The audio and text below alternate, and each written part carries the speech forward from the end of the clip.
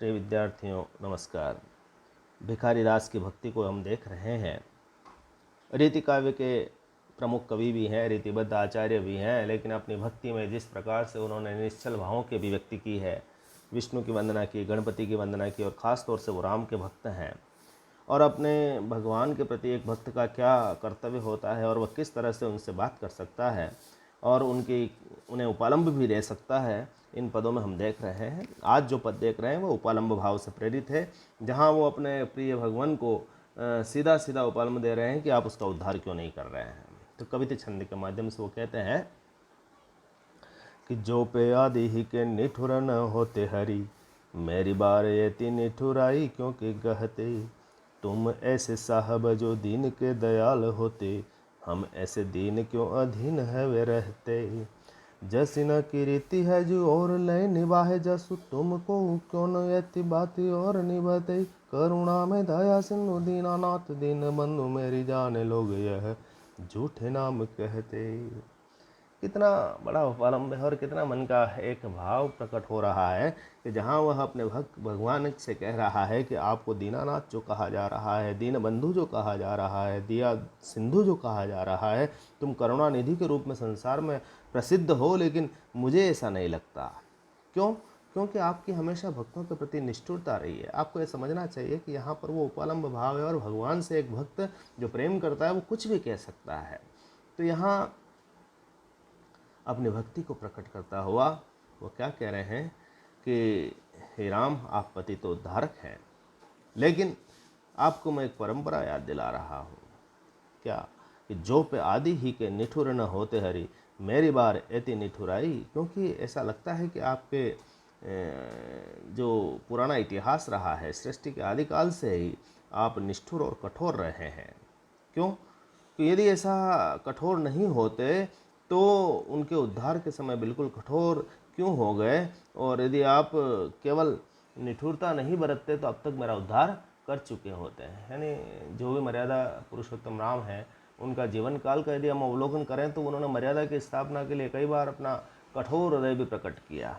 वहाँ पर उन्होंने समझौता नहीं किया। तो इसी बात को लेकर के कभी यहाँ उन्हें व्यंग्य कर रहा है कि आप निष्ठुरता के उदाहरण हैं। सृष्टि के आरंभ काल से ही आपने ऐसा ही किया। यदि ऐसा नहीं होता तो आज मेरा उद्धार कर चुके होते।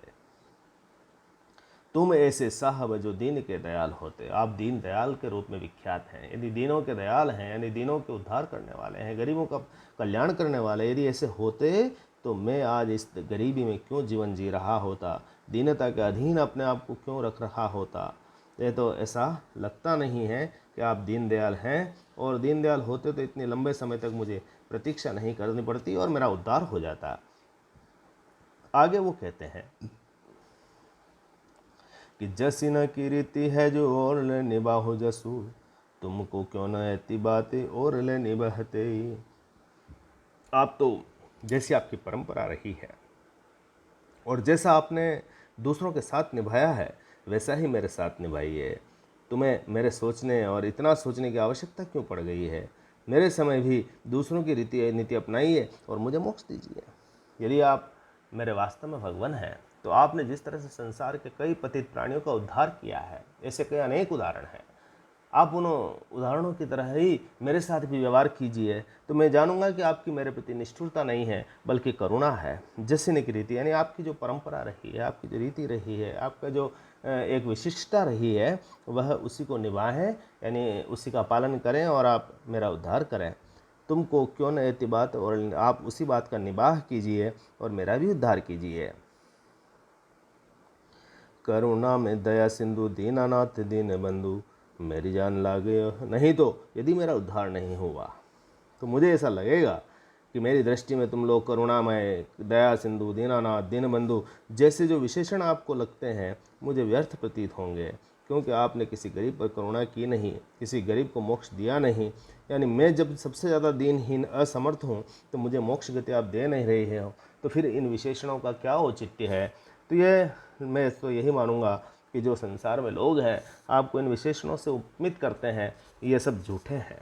तो कवि का यहाँ पर उपालंब भाव है, और ये ध्यान में रहे कि भक्त जब भगवान के अत्यंत निकट होता है तो उसमें उपालंब की भावना आ ही जाती है। और व्याज स्तुति के माध्यम से ही, भले निंदा करते हुए भी एक तरह से उन्होंने राम की यह बात कह ही दी कि दीनहीनों का उद्धार करते रहने के कारण ही राम को करुणा में कहा जाता है, दया सिंधु कहा जाता है, दीन बंधु कहा जाता है। तो इस पूरे पद में भक्ति रस है और ईश्वर के प्रति एक श्रद्धा भाव भी विद्यमान है। और पद्यांश की भाषा जो है साहित्यिक ब्रज है और रोज गुण संपन्न है, कवित्व छंद है और बहुत अच्छे ढंग से उन्होंने अपनी बात कही है। द द की आवृत्ति हो रही तो आप पता लग ही रहा है कि इसमें अनुप्रास अलंकार है। आगे देखिए, इस तरह का एक और पद है और यहाँ पर भी अपने आप को दरिद्रता की खान बता रहा है और भगवान से विनती कर रहा है कि आपकी मैंने प्रतिष्ठा सुनी है, आपके बारे में कई मैंने कल्याण की कहानियाँ सुनी है और इस आधार पर अपेक्षा करता हूँ कि मेरा भी आप उद्धार करेंगे। वो कहते हैं कि दारिद बिदारी जय की प्रभु को तलाश तो हमारे यहाँ अंगन दरिद की ही कान है। अग किसी करी जो है न जरती हरि तो हो तन मन पूरन अगन राखे ठान है। कि दास निज संपत्ति जो साहब के काम आए रीति हर कित पूर्व भागे अनुमान है। आपने विपत्ति को हाजिर हो करत लखी रावरे की विपत्ति विदारन की मान है। दारिद्र बिदारी जय की, बिदारी जय का मतलब दूर करना, यानी आप दरिद्रता दूर करने के लिए निकले हो। हे प्रभु, आपको ऐसी तलाश है कहाँ पर संसार में दरिद्रता है। आपने तय कर लिया है कि मुझे दरिद्रता का निवारण करना है, उन्मूलन करना है, तो आप मेरे आंगन में पधारिए। यहाँ तो पूरी दरिद्रता की खान मिलेगी, चारों तरफ विपन्नता ही मिलेगी, जहाँ पर कुछ भी नहीं है। एक दरिद्रता का पूरा भंडार आपको मेरे घर पे मिल जाएगा। यानी दरिद्र व्यक्ति और दरिद्रता को दूर करने के लिए आप तलाश भी कर रहे हैं तो मेरे घर आंगन पधारिए।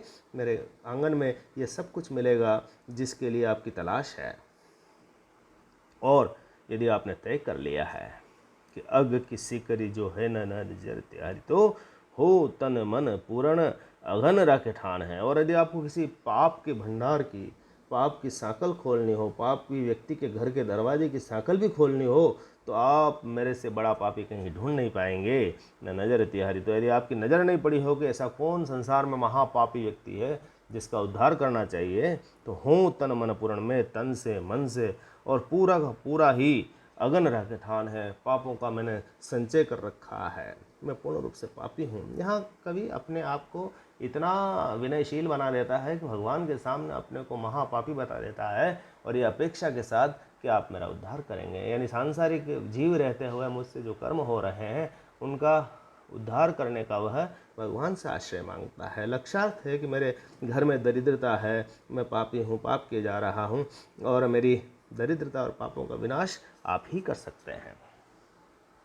फिर वो आगे कहते हैं कि दास निज संपत्ति जो साहबों के काम आए रीति हर खित पूर्व भाग अनुमान है। मैं तो आपका दास हूँ और मेरी जो संपत्ति है, क्योंकि जितना बड़ा पापी का कल्याण आप करेंगे तो संसार में आपको यश का भागी बनेंगे, आपको उतना ही प्रसिद्धि मिलेगी। तो मेरी जो ये संपत्ति है, दरिद्रता और पाप, ये दोनों ही आपके काम आ सकती है और रीति हरखित पूर्व भाग अनुमान है। और यह मेरा अहोभाग्य है कि ये मेरी सारी संपत्ति इस देव की आपके लग जाए और भक्ति का माध्यम बन जाए। इससे बड़ी प्रसन्नता की क्या बात हो सकती है।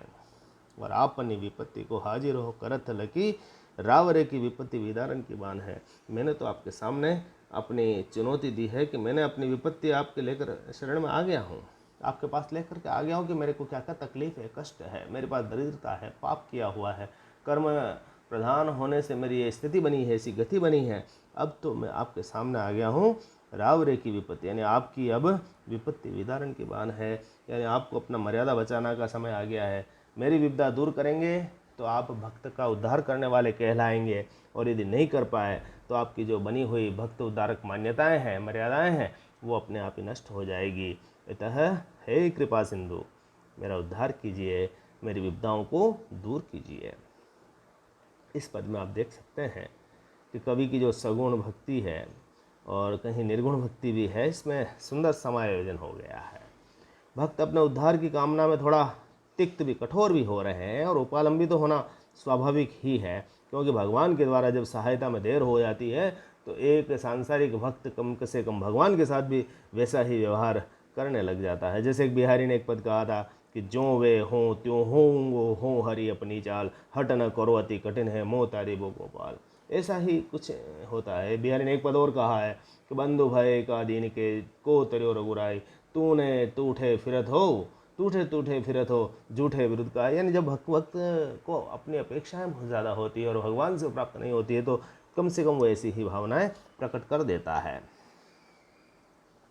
संपूर्ण पद में भक्ति रस है, श्रद्धा भाव प्रकट हो रहा है, भाषा साहित्यिक ब्रज है और शैली प्रबोधनात्मक है। तो आज इन 2 पदों को आप देखें और इसके अंदर निहित भावनाएं हैं उनकी व्याख्या करें और इसको समझने की कोशिश करें। शेष अगले कालांश में।